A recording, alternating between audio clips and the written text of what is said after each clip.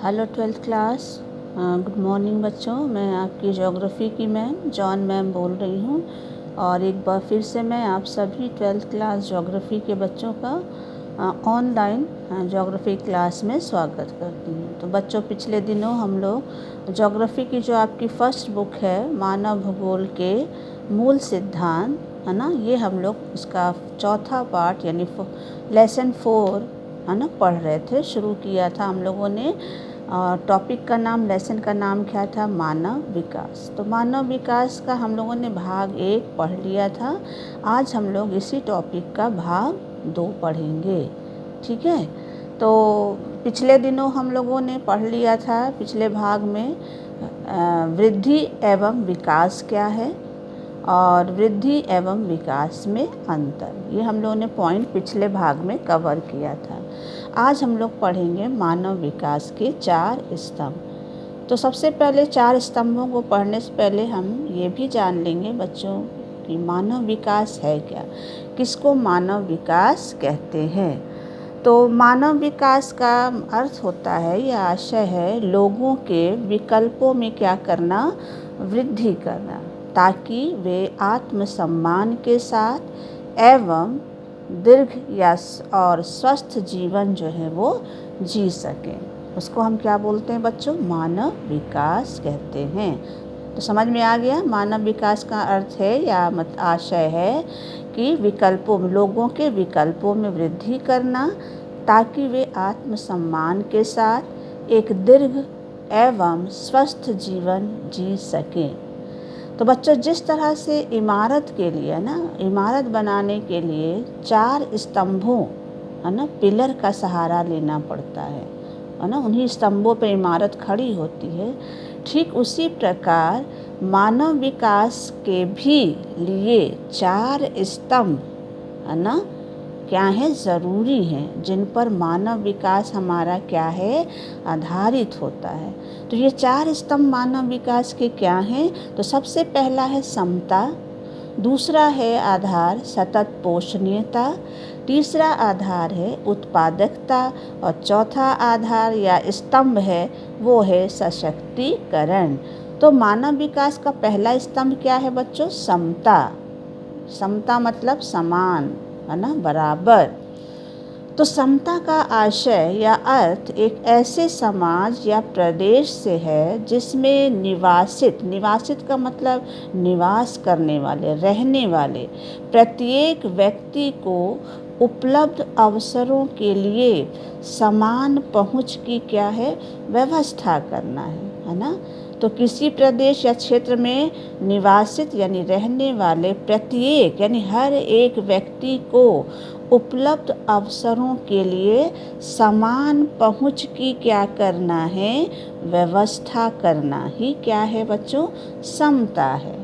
दूसरे शब्दों में अगर हम कहें तो किसी प्रदेश में उपलब्ध समस्त संसाधनों की वहाँ के निवासित का मतलब वहाँ रहने वाले प्रत्येक व्यक्ति को समान रूप से उपलब्धता को ही क्या कहते हैं? समता कहते हैं, है ना। तो किसी प्रदेश में उपलब्ध समस्त संसाधन की वहाँ निवासित प्रत्येक व्यक्ति को समान रूप से क्या मिल सके? उपलब्धता मिले। किसी एक गिने चुने व्यक्तियों को ना वहाँ जो उपलब्ध संसाधन हैं उनको केवल उन्हीं का उपयोग केवल गिने चुने लोग ना करें, बल्कि जितने लोग हैं वहाँ उस प्रदेश में निवास करने वाले हर वर्ग के लोग, है ना, समान रूप से उन उपलब्ध संसाधनों का क्या करें? प्रयोग करें, है ना। तो उसे ही हम क्या बोलते हैं बच्चों? समता कहते हैं या समता कह सकते हैं। लोगों को उपलब्ध अवसर या संसाधन लिंग, प्रजाति, आय और जाति के भेदभाव के बिना समान रूप से मिलना चाहिए। यानी समता का मतलब और क्या है बच्चों? कि लोगों को जो उपलब्ध अवसर हैं या संसाधन हैं वो लिंग मतलब स्त्री पुरुष, है ना, महिला पुरुष, प्रजाति, आय, जाति के भेदभाव बिना समान रूप से क्या करना चाहिए, मिलना चाहिए। अगर समान रूप से मिल रहा है बिना किसी भेदभाव के, है ना, उपलब्ध संसाधन या अवसरों का प्रयोग, तो वो क्या कहलाता है बच्चों, वो कहलाता है समता, है ना। तो समता का मतलब कि जो उपलब्ध संसाधन हैं या अवसर हैं वो हर प्रजाति, हर लिंग, स्त्री पुरुष, हर आय वाले लोगों को, हर जाति, बिना भेदभाव के समान रूप से मिलना ही क्या कहलाता है, क्या कहलाता है बच्चों, समता कहते। तो समता का मतलब है समानता, बराबरी, है ना। चलिए बच्चे आगे चलते हैं, इसी पॉइंट को आगे पढ़ते हैं। यद्यपि विश्व के अधिकांश भागों में ऐसा नहीं होता है ना, कि सभी को समान दर्जा मिले, है ना। तो विश्व के अधिकांश भागों में ऐसा नहीं होता है। भारत जैसे विकासशील देशों में महिलाओं, सामाजिक रूप, आर्थिक रूप से पिछड़े वर्गों तथा दूरस्थ का मतलब दूर, है ना, जो दूर के इलाके हैं, इंटीरियर इलाके हैं, या क्षेत्रों में निवास करने वाले अधिकांश लोग विकास के इन अवसरों से प्रायः क्या रह जाते हैं बच्चों, वंचित रह जाते हैं। तो ना, तो जो हम लोग अभी समानता के या समता के बारे में पढ़ा, तो विश्व में अधिकांश भागों में ऐसा नहीं है। उदाहरण के लिए भारत जैसे विकासशील देशों में महिलाओं और सामाजिक और आर्थिक रूप से जो पिछड़ा वर्ग है और दूर के, है ना, जो इलाके हैं, क्षेत्र हैं, वहाँ जो निवास करने वाले अधिकांश लोग हैं, विकास के जो अवसर हैं उनसे प्रायः क्या रह जाते हैं बच्चों, वंचित रह जाते हैं। इनको अवसर ही नहीं मिलता है। किनको नहीं मिलता, महिलाओं को, पिछड़े वर्गों को, और जो हमारे दूरस्थ यानी दूर के क्षेत्र हैं, है ना। अतः मानव विकास के लिए आवश्यक है कि विकास के अवसरों या संसाधन की समान उपलब्धता समाज के प्रत्येक व्यक्ति को क्या हो बच्चों, प्राप्त हो। तो मानव विकास के लिए ज़रूरी है, आवश्यक है कि विकास के जो अवसर हैं, संसाधन हैं, वो समान रूप से, है ना, समाज के प्रत्येक व्यक्ति को क्या हो, प्राप्त हो। तभी मानव क्या होगा बच्चों, विकास करेगा, अन्यथा नहीं करेगा। अब चलते हैं, दूसरा स्तंभ क्या है हमारा, वो है सतत पोषणीयता। सतत पोषणीयता है क्या बच्चों, है ना।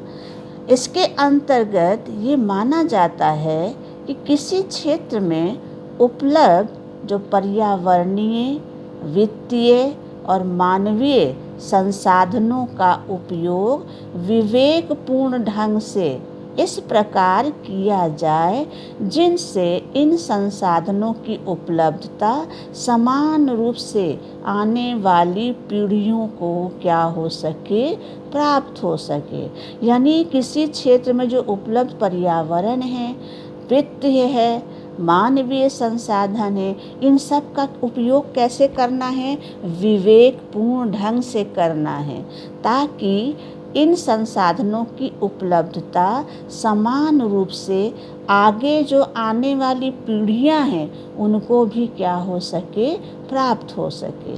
अन्यथा उक्त संसाधनों का दुरुपयोग भावी पीढ़ियों के लिए इन संसाधनों की उपलब्धता के अवसरों को क्या कर देगा, सीमित कर देगा, और जिससे मानव विकास की प्रक्रिया बीच में ही क्या हो जाएगी, अवरुद्ध हो जाएगी। तो सतत पोषणीय विकास का मतलब होता है बच्चों कि जो संसाधन हैं, चाहे वो मानवीय संसाधन हो, चाहे वो पर्यावरणीय संसाधन हो, चाहे वो वित्तीय संसाधन, इन सब का हमको क्या करना, इस ढंग से इस्तेमाल करना है, प्रयोग करना है, ताकि हम भी विकास कर सकें और आने वाला जो पीढ़ी है, आने भावी जो पीढ़ी है, वो भी इससे क्या कर सके, लाभ उठा सके, है ना।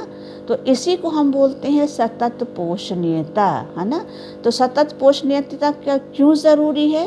क्योंकि अगर सतत पोषणीयता यानी विवेकपूर्ण ढंग से हम संसाधनों का इस्तेमाल नहीं करेंगे तो हम तो अपना जीवन सुख अच्छे से बिता लेंगे, लेकिन जो आने वाली पीढ़ी है, भावी जो पीढ़ी है, उसे बहुत सारे संकटों का क्या करना पड़ेगा, सामना करना पड़ेगा। और उनका उस समय का जो मानव विकास हो जाए, मानव विकास की प्रक्रिया उस समय की होगी, वो क्या हो जाएगी, अवरुद्ध होगी। जैसे अभी हम विकास कर रहे हैं, आने वाली पीढ़ी विकास नहीं कर पाएगी। इसलिए संसाधनों का क्या करना है, विवेकपूर्ण ढंग से उपयोग करना, यानी सतत पोषणीयता जो है वो बहुत ही ज़रूरी है।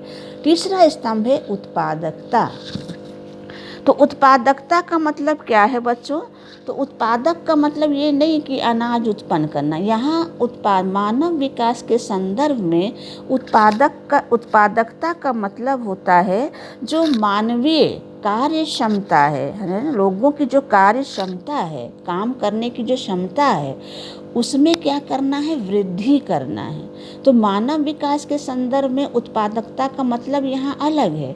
उत्पादकता का मतलब क्या है कि मानवीय यानी लोगों की जो कार्य क्षमता है उसमें क्या करना है, वृद्धि करना है। उसी को हम क्या बोलते हैं बच्चों, उत्पादकता बोलते हैं। तो मानव विकास के संदर्भ में उत्पादकता का अर्थ है मानव श्रम उत्पादकता अथवा मानव कार्य के संदर्भ में उत्पादकता से है। जैसा भी हमने बताया कि उत्पादकता का मतलब है, आशय है कि मानव की कार्य क्षमता में क्या करना, वृद्धि करना।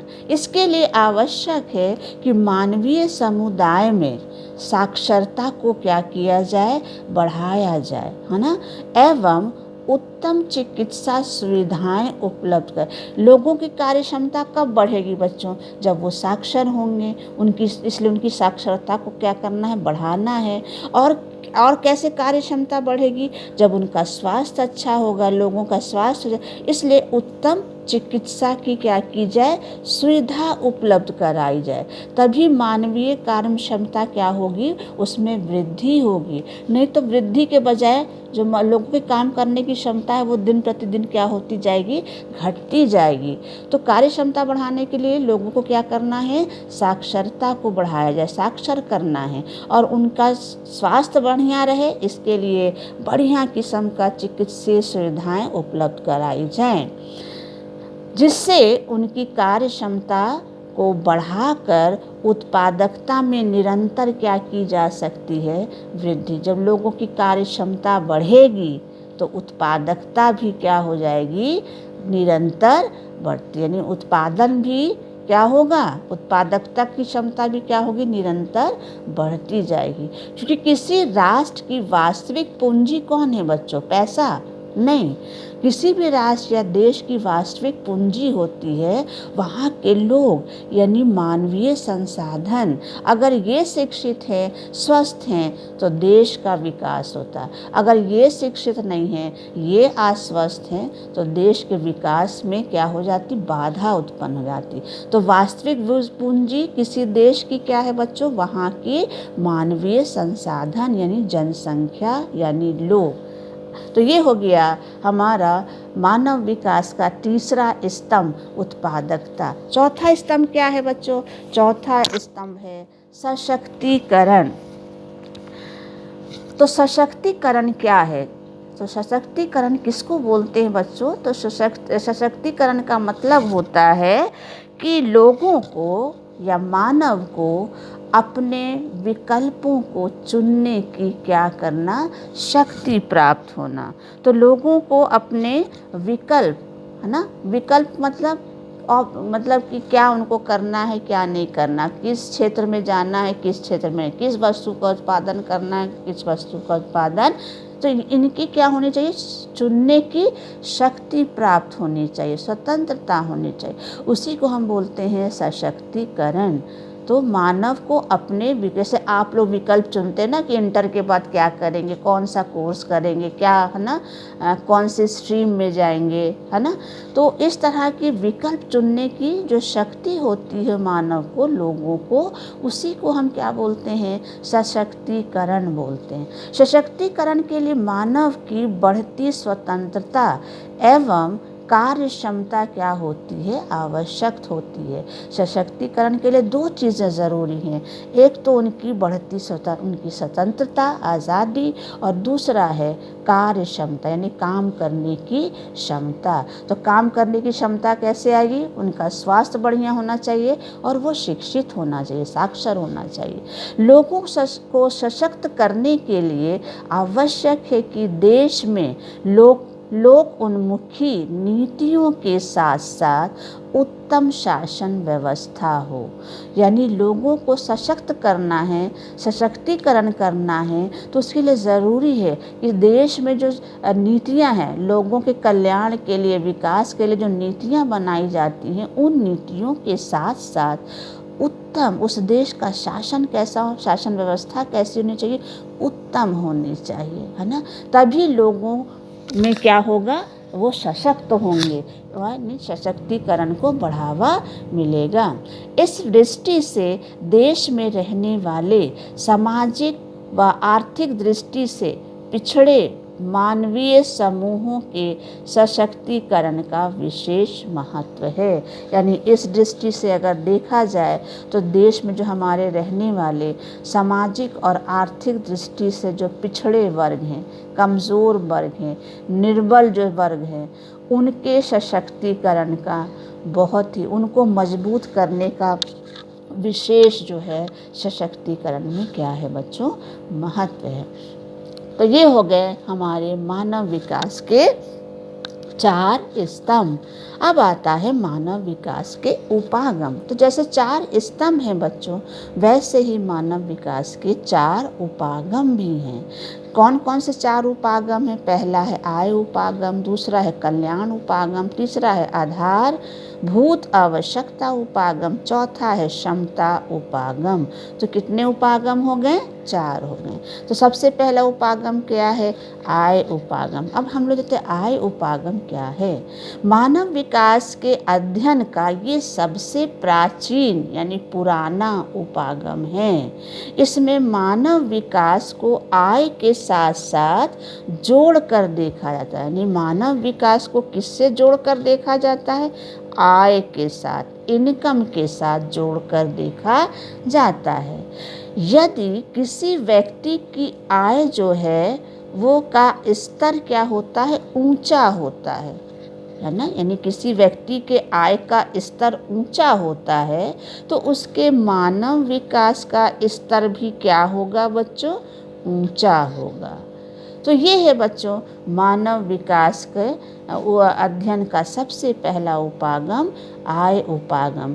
क्यों इसको आय उपागम? क्योंकि इसमें जो मानव विकास है उसको आय के साथ जोड़कर देखा जाता है। जैसे उदाहरण हम लोगों ने देखा, यदि किसी व्यक्ति की आय अच्छी है, ऊंची है, ऊंचा है, तो उसका विकास का स्तर भी क्या होगा? ऊंचा होगा। सेकेंड उपागम क्या है बच्चों? कल्याण उपागम। कल्याण उपागम, ये उपागम प्रत्येक मानव की शिक्षा, स्वास्थ्य, सामाजिक सुरक्षा और सुख साधनों पर पर्याप्त धनराशि के सरकारी व्यय को क्या करता है? आवश्यक मानते हैं। ये उपागम लोगों के जो कल्याण के काम हैं, जैसे शिक्षा, स्वास्थ्य, सामाजिक सुरक्षा, सुख सुविधा, इन चीज़ों पर, है ना, इन आवश्यकताओं पर, है ना, सरकार के द्वारा क्या चाहता है?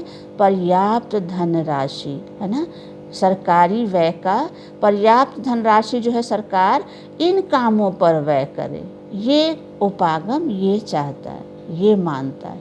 सरकार की ये जिम्मेदारी है बच्चों कि मानवीय कल्याण पर अधिकतम व्यय करके मानवीय विकास के स्तरों में क्या करे, वृद्धि करे। यानी हर सरकार की ये जिम्मेदारी है बच्चों कि वो मानव के कल्याण के जो ये कार्य हैं, शिक्षा, स्वास्थ्य, सामाजिक सुरक्षा, सुख सुविधा, इन पर वो ज़्यादा से ज़्यादा क्या करे, व्यय करे, खर्च करे, ताकि मानवीय विकास के जो स्तर हैं उनमें क्या हो सके, वृद्धि हो सके। ठीक है बच्चों।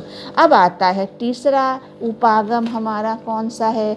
तीसरा उपागम है आधारभूत आवश्यकता उपागम।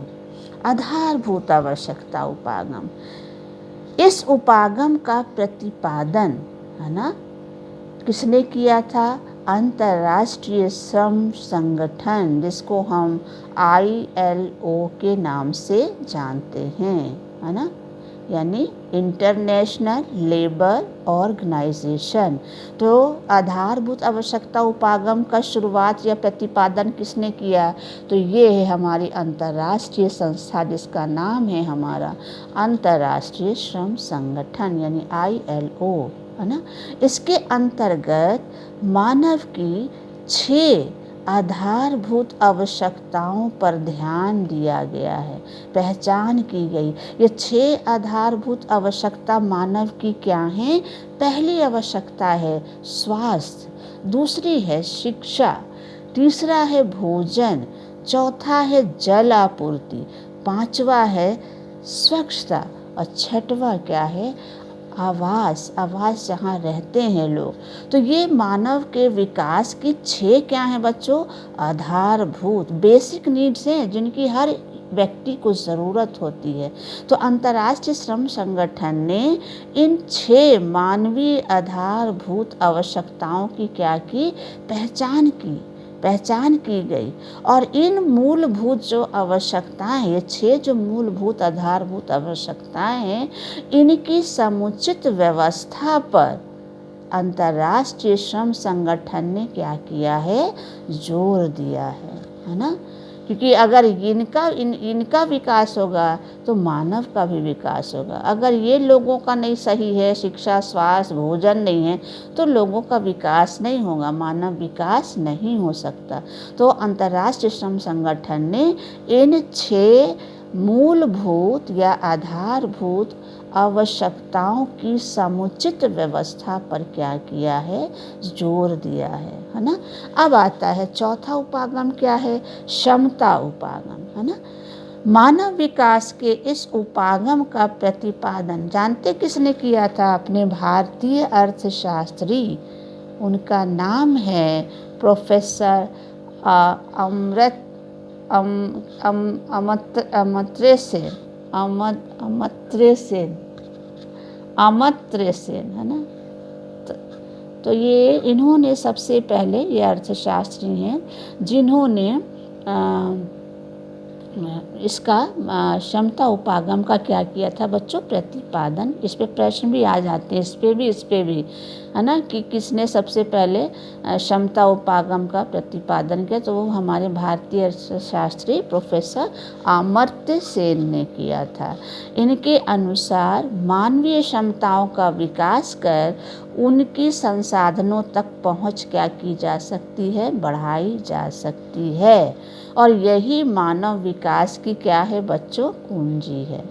तो इनका मतलब क्या था? जो हमारे भारतीय अर्थशास्त्री थे, उनका कहना है कि मानवीय क्षमताओं को विकास को बढ़ाकर ही, मानव की जो क्षमता उसको बढ़ाकर ही क्या किया जा सकता है?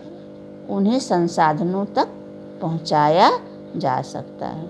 ठीक है। और यही मानव विकास की क्या है बच्चों? कुंजी है। ठीक है। तो ये हो गया बच्चों आज का आपका जो भाग है वो कंप्लीट।